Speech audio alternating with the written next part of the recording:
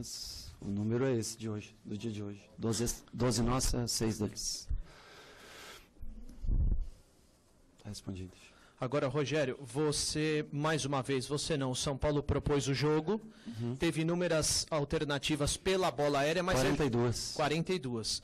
Mas eu já vi o seu time trabalhar muito mais por baixo, tanto é que marcou 43 gols na temporada. Isso. Contra o Corinthians teve dificuldade no primeiro jogo, contra o Cruzeiro também. Isso é uma falha coletiva ou individual? O que é uma falha? Não conseguir penetrar com a bola dominada. Jogam defensivamente, que se defendem muito bem. Todos vocês citam, e é de reconhecimento público, que o Corinthians é uma equipe que se defende bem. Sofreu 13 gols, talvez, não sei, posso estar enganado.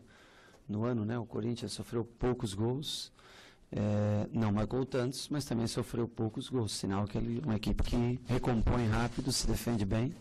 E o gol que nós fizemos aqui saiu por uma jogada pelo meio, uma bola enfiada pelo meio, e não foi de um cruzamento. Mas você construir uma jogada, trabalhando bola, e chegar numa boa opção de cruzamento, você também está fazendo, isso faz parte do jogo, né? Uma equipe que consegue construir a jogada e chegar à linha de fundo para fazer esse cruzamento, e que joga nesse dia com 2 homens de área, bons cabeceadores, que tem bastante gols do campeonato, os dois juntos 17, se eu não me engano, 11 com 6, 17 gols, sendo que o que tem 6 são 6 gols de cabeça. Eu acho que é um fato positivo, é um fato relevante. Rogério, agora você tem pela frente a Copa Sul-Americana, o Campeonato Brasileiro, Sim. Bastante tempo para trabalhar, mais de 15 dias. Isso. Queria que você fizesse uma avaliação desses primeiros meses do seu trabalho até aqui, uma autoavaliação. Olha, é difícil você fazer uma avaliação quando você é eliminado, mas nos últimos jogos, se eu mostrar todos os números que normalmente para vocês em geral, estou falando, para as pessoas não me interessam, que são os números desde posse, finalização, linha de fundo. Por exemplo, escanteios, 13 escanteios a favor, nenhum contra. É um número impressionante para quem joga fora de casa, né? E outra coisa, nos 2 últimos jogos fora de casa, nós conseguimos vencer o Cruzeiro, que era o time invicto no campeonato, e conseguir um empate aqui contra o Corinthians, que é um jogo sempre difícil, acho, de se jogar. Então, eu acho que mostra uma evolução nesse sentido. Tomamos muitos gols de bola parada nesses primeiros 3 meses e meio. Tomamos 9 gols de bola parada, dos 23 ou 24 que nós sofremos na temporada. É um número bastante alto para uma equipe. Fizemos 7 gols de bola parada, de 43. Não dá nem 20%. Sofremos 9 de um número bem menor de gols sofridos. Então, temos que trabalhar também as bolas paradas, a favor e contra. Vamos ter alguns dias aí para repensar o planejamento para o Campeonato Brasileiro, mas vejo com otimismo assim, o que esse time pode produzir, especialmente num campeonato de pontos corridos. Eu acho que nós ganhamos corpo, o time é um time mais competitivo, mesmo a classificação não vindo, que nós sabemos que seria difícil, e eu acho que eu fico feliz com os jogadores. Trabalharam bem, duro, competiram de igual para igual, criamos boas oportunidades, finalizamos o dobro de vezes do adversário, cruzamos o quádruplo de vezes do adversário na área, ou seja, prensamos, tentamos. Daí depois que ficou com 10, mesmo assim ainda nós continuamos com mais posse de bola e tentando chegar ao ataque, né? Ainda a chance de gol, exceto aquele impedimento do Corinthians aos 46, 47. Nós trabalhamos ao redor da área do Corinthians, Chaves movimentando com pivô, virando, girando, tentando finalizar, mas é reconhecido que a equipe do Corinthians se defende muito bem, sabe fazer isso de uma forma bem consistente. Rogério, entre análise de performance e de resultado, né, deveria se valorizar mais performance do que resultado, mas resultado normalmente é mais valorizado no Brasil. Com certeza. Nesse sentido, que balanço você faz do trabalho, nesse começo do trabalho, e tendo 2 eliminações numa semana e tendo 2 competições ainda no ano? O balanço, eu concordo contigo, existe a análise de performance e de resultado final, ou seja, o número frio e o número real de jogo, né? Nossa análise são 23 jogos, 11 vitórias, 8 empates, 4 derrotas ao longo de 23 partidas oficiais durante esse ano. 60% a mais de gols feitos do que sofridos. É um time que propõe jogo, que joga para frente, que tem essa característica. Joga invariavelmente num 4-3-3, num 4-4-2, às vezes até num 4-2-4, como foi o final do jogo contra o Cruzeiro, onde nós pressionamos o Cruzeiro. Temos algumas alternativas táticas. Durante esses 23 jogos, nós perdemos de forma consecutiva 7, o nosso principal armador, que foi o Cueva, e não tínhamos ainda a presença do Tomás quando ele estava fora, ou seja, nós tivemos que fazer algumas improvisações.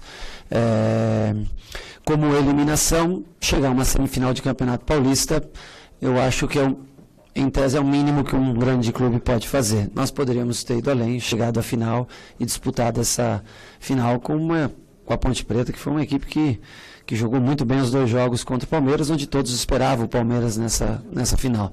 Na Copa do Brasil, nós jogamos contra um outro time grande e tivemos uma melhor performance que o Cruzeiro nos 2 jogos. Se eu te pegar, eu até vou fazer um levantamento para isso, de todas as partidas, para ver o que o trabalho mostra e o que o número frio a gente já sabe. Esse a gente já tem, né, que são chegar a 2 eliminações, uma semifinal de Paulista e uma fase que antecede as oitavas de final da Copa do Brasil. Mas eu, assim, gosto muito do meu trabalho, gosto muito do trabalho que vem sendo feito com a comissão técnica, gosto muito da dedicação dos jogadores. Eu acho que o time se incorporou ao longo da Florida Cup, quando nós fomos com 23 praticamente jogadores. Hoje nós temos 7 ou 8 opções a mais. Talvez esse elenco fique um pouco mais enxuto para o Campeonato Brasileiro, porque afinal de contas nós não temos mais, como foi desde o dia 4 de fevereiro até hoje, meio e fim de semana. Foram 23 jogos jogados de quarta e domingo, quarta e sábado, quinta e domingo. Então eu acho que agora a gente vai parar, repensar, traçar uma estratégia e seguir com ela para o Campeonato Brasileiro. E a minha expectativa é sim de fazer com que esse time chegue a Libertadores no ano de 2018.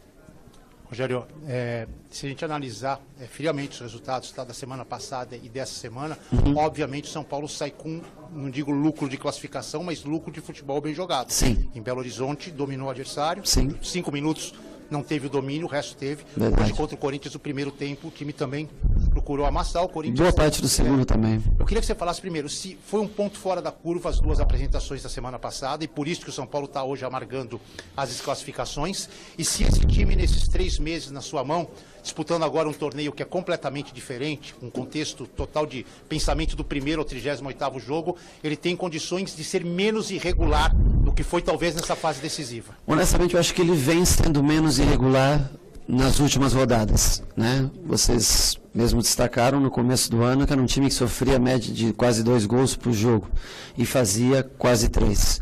Hoje a gente baixou realmente a média de gols feitos, mas diminuiu muito também a média de gols sofridos.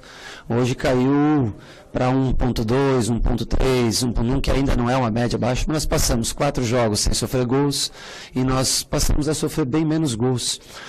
Tudo isso tem um custo. Para você defender mais, você tem que abrir mão de algumas coisas, algumas peças ofensivas. Para você marcar mais, você tem que correr mais riscos.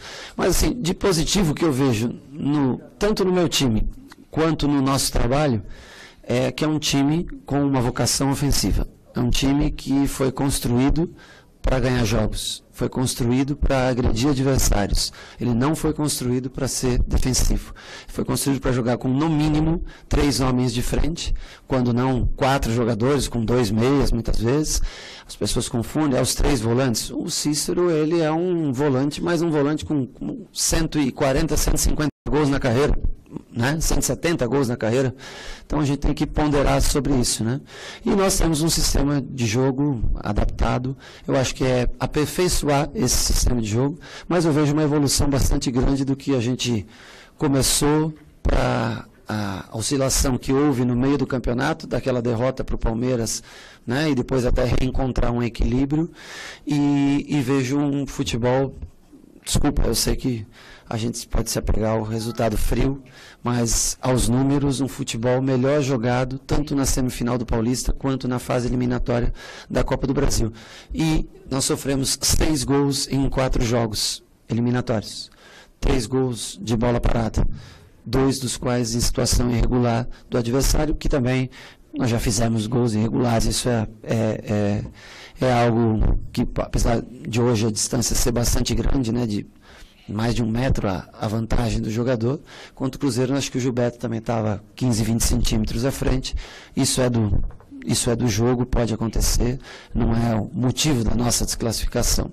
Mas eu vejo como um time que evoluiu bastante e que tem potencial para evoluir.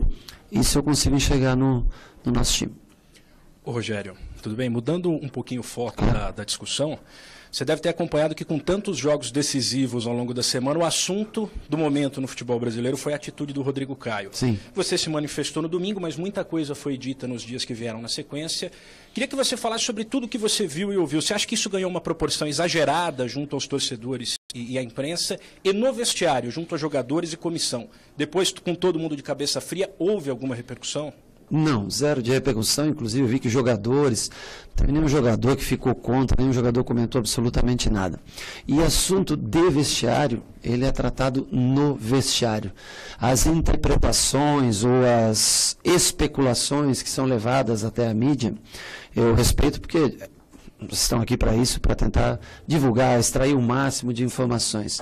Mas eu acho que o Rodrigo Caio, como ele falou, ele tem a consciência tranquila, que ele fez a coisa certa. E é o que mais vale para um ser humano, é ter a consciência tranquila que fez a coisa certa. Ele achou, na minha concepção da jogada, o Jô dá um tranco no Rodrigo Caio. Na hora eu não vi, vendo pela televisão. Dá um tranco, tanto é que o árbitro marca a falta no Rodrigo Caio. E o Rodrigo Caio só pisa no Renan pelo tranco que ele sofre do Jô. O árbitro achou passível um lance de cartão amarelo. O Rodrigo discordou do árbitro, foi lá, disse para o árbitro que não.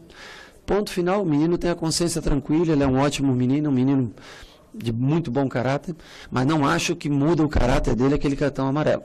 Desculpa, não é o caráter de uma pessoa, não muda por alguém que sofre um lance, um empurrão nas costas, de costas para o lance, e eu acho que não é isso que muda um caráter de uma pessoa. Eu acho que ele continua com o cartão amarelo ou sem acusação do cartão amarelo, ele continua sendo o mesmo jogador para mim, continuaria sendo. Assim como no dia seguinte, nós tivemos o Maicon dando entrevista, se eu não me engano, foi no dia seguinte. O Maicon dando entrevista com um contexto bastante razoável e com a última frase dizendo: antes olha a mãe dele do que a minha. Nós estamos falando, não esqueçam, nós estamos falando sobre um cartão amarelo dentro de um jogo. Não tentem tratar isso como uma conotação criminal, como se alguém tivesse feito um assassinato, cometido um assassinato sobre uma pessoa, feito uma defesa pessoal e matado alguém. Então, por gentileza, a declaração dele que seja tratada no âmbito em que a coisa aconteceu. Nós estamos falando dentro de um cartão amarelo. Aí você vai dizer, você escolhe a decisão do Maicon ou a decisão do Rodrigo Caio. Não, eu respeito a maneira de que cada um entende a vida, percebe o lance, sente o lance, vive o lance. E trabalha, eu acho que assim, a grande virtude de uma pessoa que trabalha numa empresa e num time de futebol também, é você saber conviver com pessoas que tenham diferentes pensamentos e tentar conviver sempre com harmonia. Então, eu vejo o Rodrigo Caio e o Maicon todos os dias são extremamente amigos, com opiniões diferentes. Agora, trataram isso, o depoimento do Maicon, como se fosse um crime hediondo, uma coisa que ele merecia, e nós estamos falando de um cartão amarelo dentro de um jogo, né? Só para esclarecer esse assunto. E a parte de vestiário, ela é do vestiário. A parte de campo, termina no campo. A parte de treino, termina no seu treinamento. Fora disso, somos todos amigos, somos todos companheiros e nós todos nos damos bem no dia a dia, assim como também deve ser o ambiente do Corinthians, como deve ser o ambiente do Palmeiras, do Santos, que foi eliminado até antes do que a gente na competição. Todos têm bom ambiente.